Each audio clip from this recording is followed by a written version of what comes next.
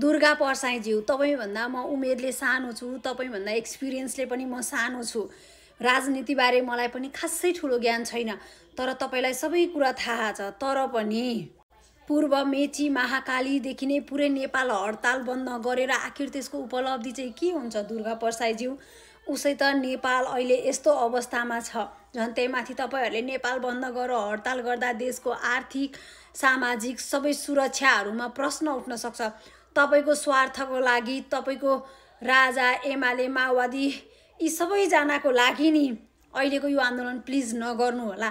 किनभनेदेखि जेनजीको आन्दोलनमा दोस्रो व्यक्तिले त्यत्रो मौकाको फाइदा उठायो, दोष जति जेनजीलाई लाग्यो, के थाहा अहिले पनि दोष जति तपाईँकै थाप्लोमा आउन सक्छ कि? तपाईँ जस्तो बुद्धिजीवी मान्छे जसले चाहिँ विश्वको कुरा गर्नुहुन्छ भने नेपालकै भाइ भाइ लडाउने जुधाउने यस्ता कार्यहरू चाहिँ प्लिज नगर्नु होला दुर्गा परसाईजी।